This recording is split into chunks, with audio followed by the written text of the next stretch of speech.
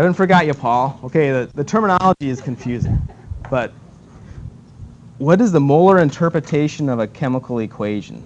How would you, what's the concept I'm trying to push on that?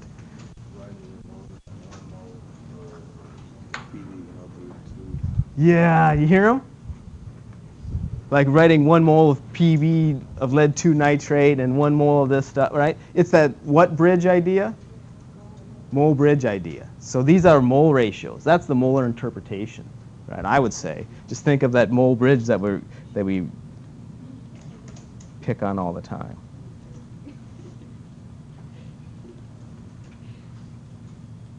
That mole bridge idea. All right. Let's pick it up.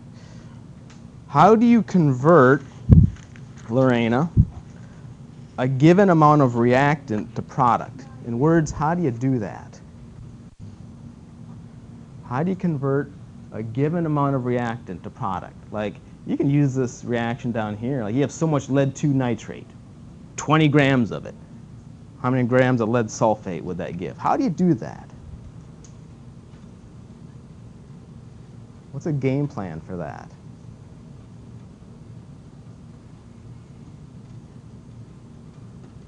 Right? Does anybody help her out? What would be a game plan for this? You have so many grams of that, and you want to go to so many grams of this. First thing you got to do is what? Convert to moles. The terminology, I think, helps. Convert to moles using what? Can you get it into moles? How do you get it into moles? Using molar mass, right? That's the periodic table. Convert it to moles using molar mass. Okay? Then you convert it to what? The other mole. Using what? Mole bridge. Right? So you're remembering this stuff? Then you convert it, I like what Megan said, the other mole. Exactly. We have to use mole bridge to get there. Okay. Then what? Back to grams using molar mass. All right, so that's the idea. And you could put in little hints here, right? Like this guy is molar, like molecular weight. This one is mole bridge.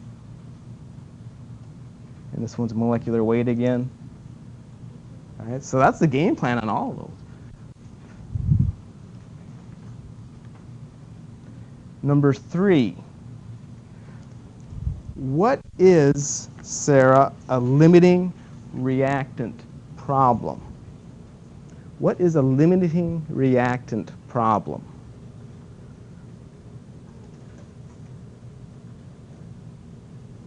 This is many, many weeks ago, it seems like. Do you want to remember? What is a limiting reactant problem? What's that? Smallest is a key word in the answer. But a limiting reagent problem, what is it? It's the smallest element in the compound that keeps it from going higher. You know, there's another one. Like, Yeah. Used up is a good word to think of here. Get rid of that. If you have a limiting reactant problem, that means you have how many of these to go through? 2 of them. That's all it is. Remember that? You have 2 of these to go through. One of them with one reactant. Then you got to do all these steps again with another reactant. And then you pick the smallest answer. Right. And you're right. One gets used up before the other one. The reactant that gets used up first is called the limiting reagent. Right. Your smallest answer was called the theoretical yield. Right? Remember that? So limiting reactant is just working two of those, converting reactants to products. Okay. Law Ren, how do you predict if a compound is soluble?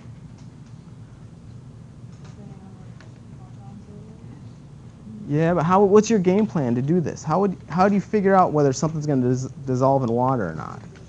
Use the chart, right? Exactly. So I would have this guy facing you when you're studying. Use that chart, know how to use it. Okay. How do you write, oh, Dylan, how do you write a molecular equation?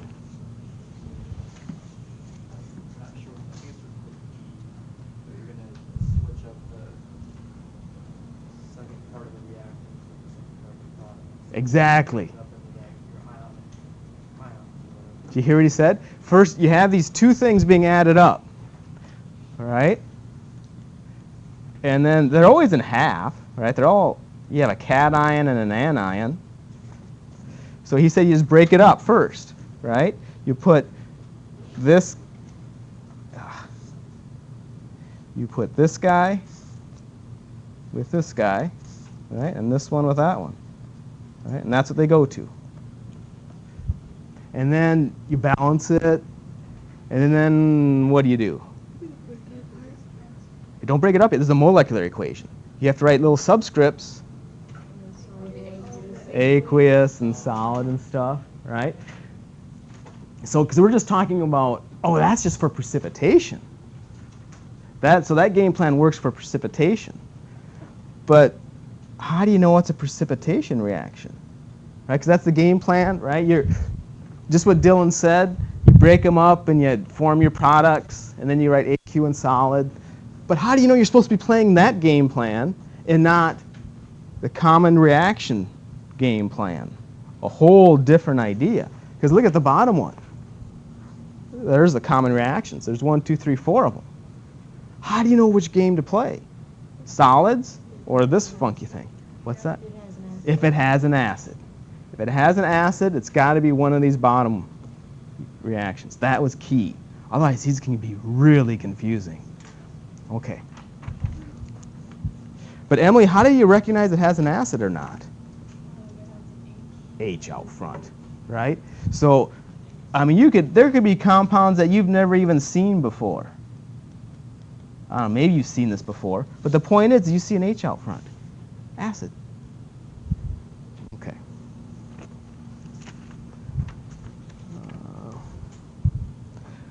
Oxidation numbers. Oh, here's a fun one. Ashley, how do you determine oxidation numbers? We do the oxidation numbers for like all the different elements, and then solve if there's like 2 of them. So you have to kind of remember that chart. Yeah, you got to remember that the main ones, these elements. Like the only starting points the book really gave us was that oxygen is always what? -2, right? But don't get confused, because if you have, that's when you have oxygen in a compound, right? All this stuff. I don't know, there's a 3 down there or something. But if you had oxygen all by itself, it's not -2 anymore. It's 0, right? So you got to be careful. The H was always +1. But the most helpful one was probably adding up all the oxidation states of everything. And you better get what? Whatever the charge is. Now, how can you tell if something has a charge in the first place? Connor, how can you tell if something has a charge? Something meaning, man, I could write, here's a compound. Here's a compound. Here's a compound. How do you know if something has a charge? By the subscript, or whatever you call it. Not subscript. Superscript. Right? That little number right up here. And if nothing is written, it's always what? 0. So if you take a look at something like this guy, 2 oxygens, that whatever their oxidation states are, plus carbon's oxidation state, have to add up to be 0. In this one, you've got what? You have 4 hydrogens, 2 carbons, 2 oxygens. Add them all up, you better get 0. And phosphate, add a P and 4 O's, you better get -3. Right? So that was oxidation numbers. But Ashley's right, it all starts with kind of knowing where to start on that. We have oxidizing and reducing agents in these electrochemical reactions. We call them redox reactions. And you had to pick them. They give you a reaction, Kenneth, and they say, hey, what's the oxidizing agent? What's the reducing agent? What's the game plan for that?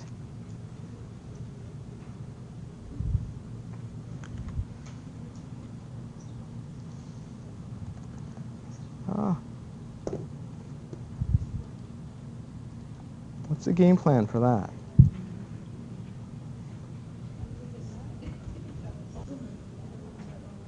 Don't you find out which one gained the charge and which one lost it? Yeah. The end product? Yeah. Now, the charge, a better word for charge is what state? Oxidation state. You got to figure out the oxidation states of that element on both sides, right? And usually not oxygen, because if it's oxygen, it hardly ever change. No, so pick something else, right? And you see how that compound, that element change. For example, you have Cl over here plus something gives, and then there's chlorine over here plus something, right? So you figure out what the oxidation states of all this stuff is, especially that chlorine, and see how it changed. If it gets more positive, right? If this gets more positive,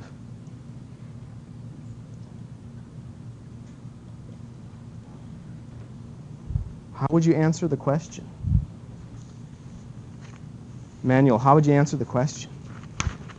This chlorine got more positive. I don't know. Let's say -1 to +3. I don't know. They got more positive. How would you identify the oxidizing and reducing agents?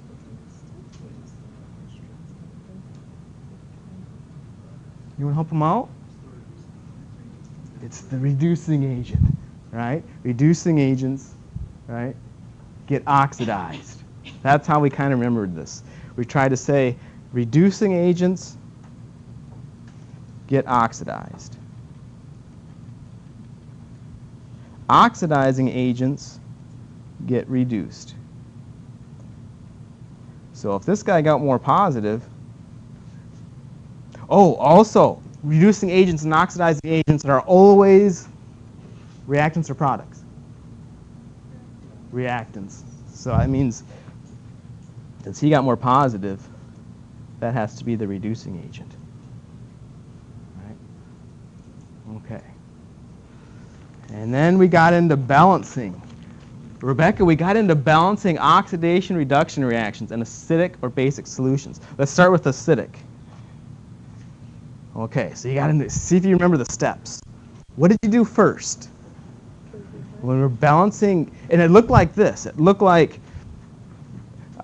some compound here plus some compound here, right? I need an arrow. Gave something plus something, right? It looked like this. And it said, hey, you got to balance them. Oh, and I got to give you a little more information. It said acidic. What was the first thing you're supposed to do? And if you don't follow these steps in the right order and do what they want in the right order, forget it. It ain't going to work. What did you have to do first? Do you want to remember?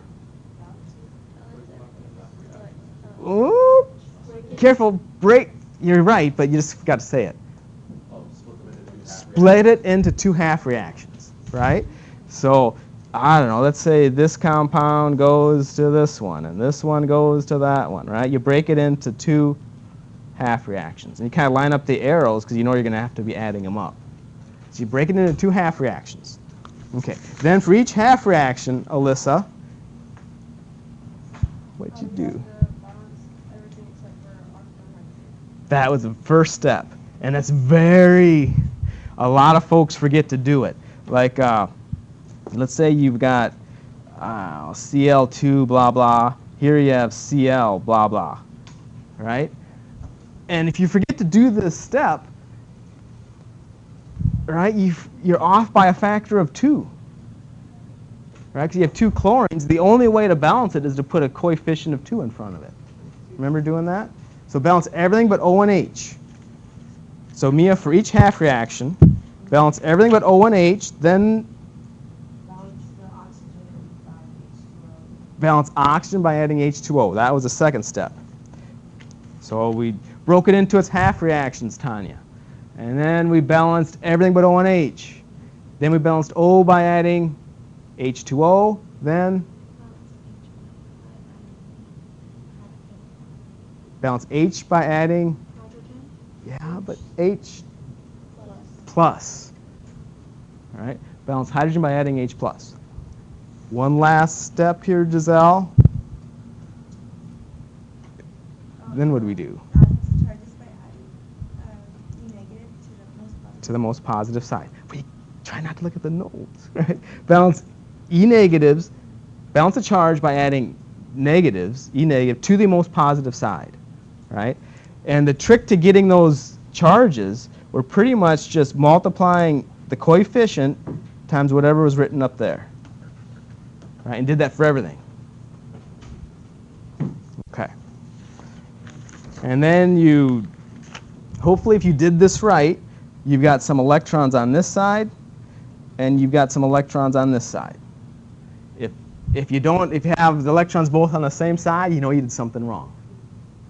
And then you have to add them up so the electrons cancel. In this case, you'd have to do what?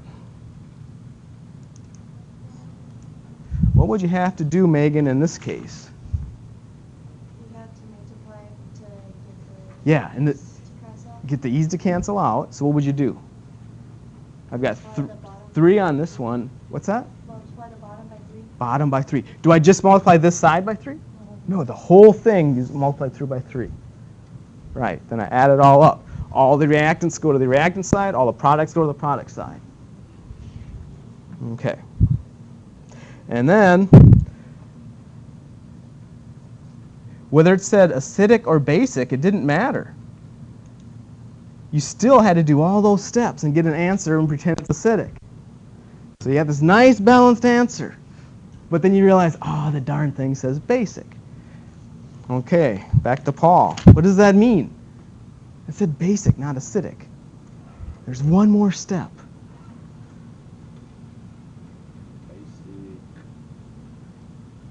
Acidic, you have to do more stuff. No, basically. Basic, you had to do more steps, right? Acidic, you only have to do one step. Yeah.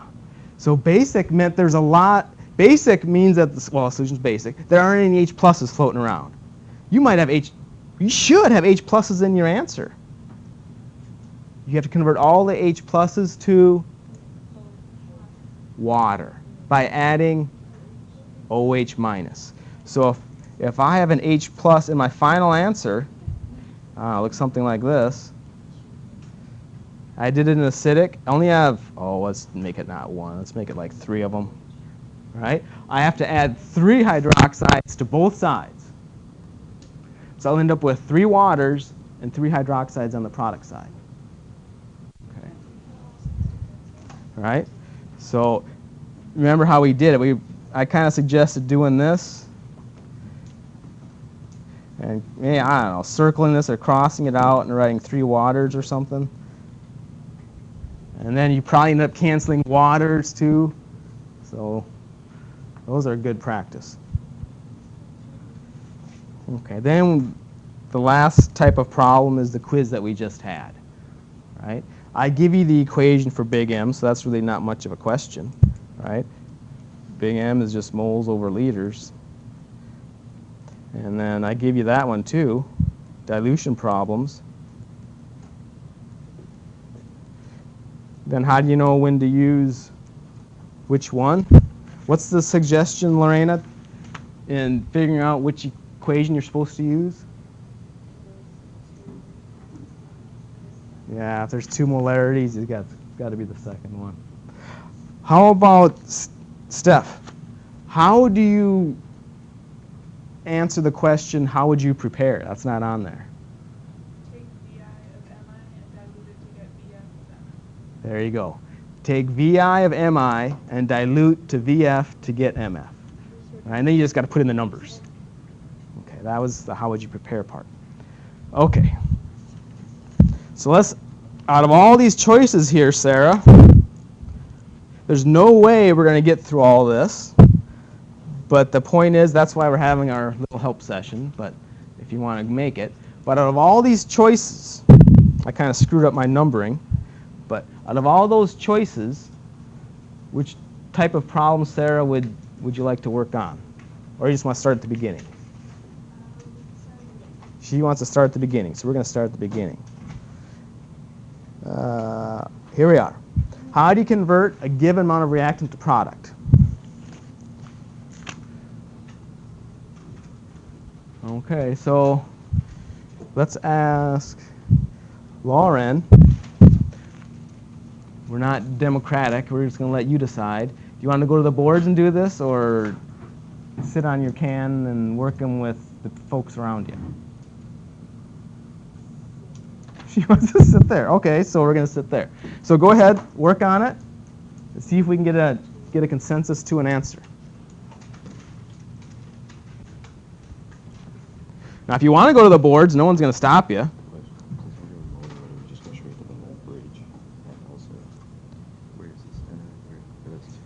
Oh yeah, here's the. I couldn't find the reaction. Okay, yeah. So is this just set up right? Mm-hmm. Yeah. Well, the idea I think is watch the units. What's kind of confusing is you didn't finish this, and if you wrote in those compounds, you'd see that the units would cancel easy. I was gonna say, like, I read it. I read it when we do like quizzes, so I get points off. Like, I know what it is. Yeah. Okay, so this is just. But well, no. See, I would write it in until you're comfortable, because you're not comfortable with it because you're still asking. So until you're comfortable with it, you almost got to write them in, because then it's really obvious how the units just cancel out. Okay, so this is the. Mm-hmm.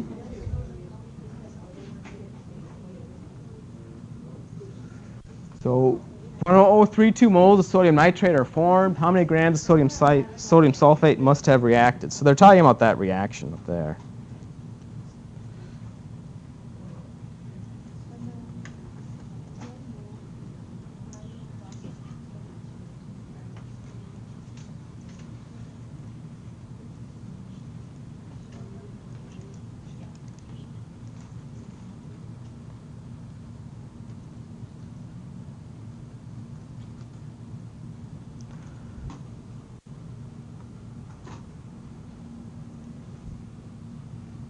So Kent, did you get an answer for that one? Yeah. What did you get? 0.227. Did anybody else get 0.227? See if anybody else gets 0.227.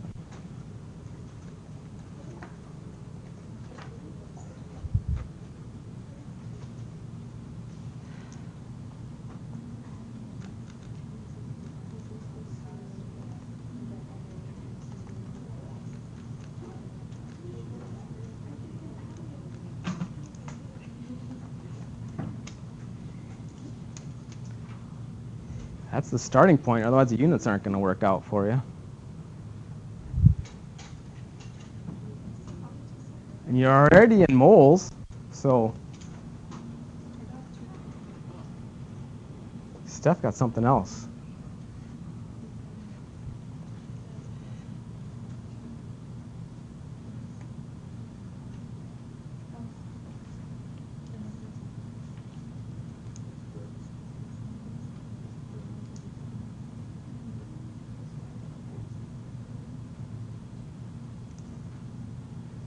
Steph got, what'd you get? 0.023. It's pretty close.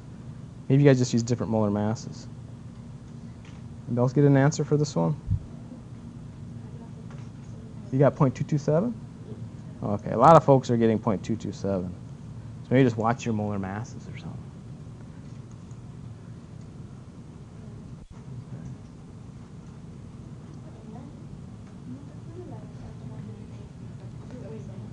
You got it. Go on to the next one. That should be a 2. That should be a 1.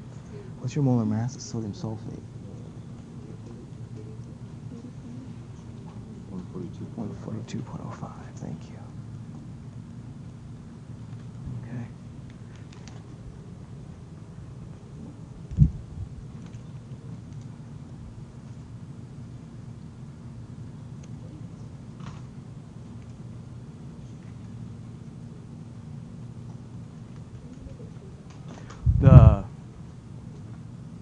Let's see. Yeah, right there. And sodium sulfate's at 1.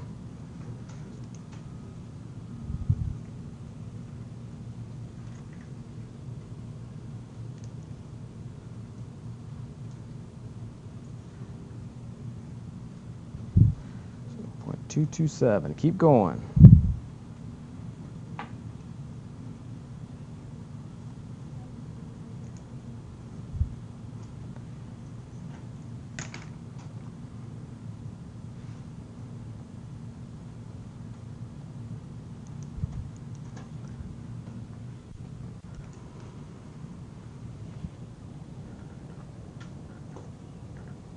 You should get it for number 2. Oh, you haven't done got that one yet. Okay. First 3. Did you get an answer for 3? What did you get first 3? 27.29.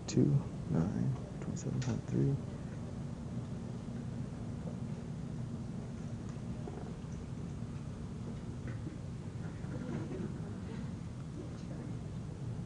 Did you get 27.3 for this one?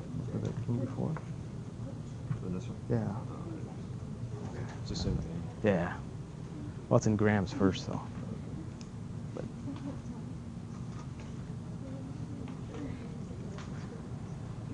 okay, Lorena got the same thing. So Lorena got the same thing as you, Ken.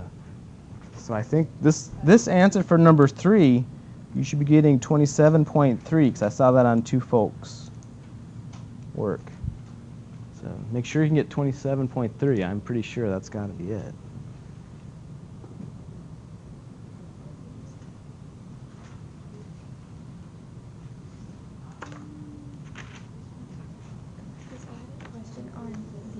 How does this convert to pH? Oh, because you have H pluses, right? Let's say you had like, I don't know, 10 of them, make them more ugly. Well, you have to add 10 OH minuses, 10 OH minuses, because, and then you cross it out, right? 10 waters. But the reason why is one of these H pluses and one of these OH minuses makes HOH, right? Because there's your hydroxide, there's your H. But that's H2O. Okay. So that's why. Oh, okay. Thank you. Mm-hmm.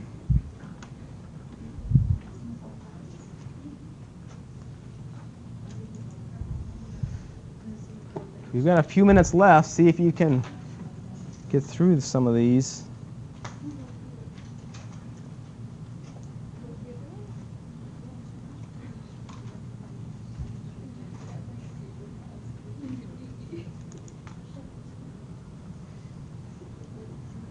Get an answer for the next one.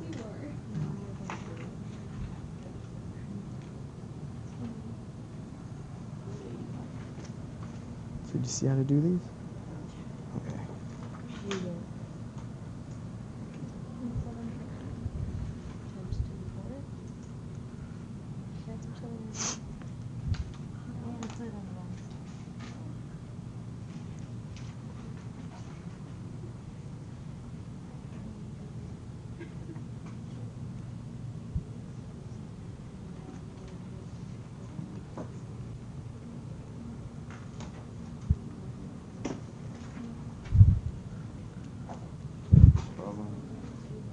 You can just pick one of them, right? Just asking for grams of N2, so you can just Oh, pick. here's the reaction. Man, I'm going blind.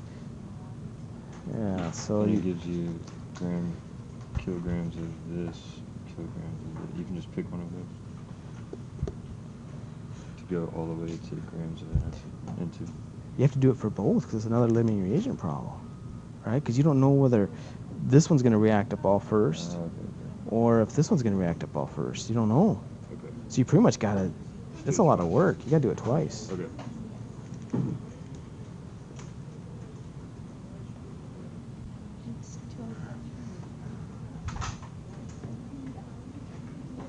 this making sense to you? Yes, sir.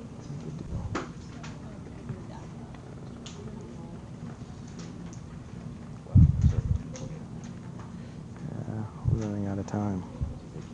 Doesn't time fly, Kenneth, when you're having fun? Yes, you are. Fun is an attitude. Alrighty, so we're about out of time. So to best prepare for this help session, I would, work through the review, work through homework questions, quizzes, and that kind of thing, in-class problems, and see where you really want to focus, right? See where your questions are. You'll make the most out of that help session then.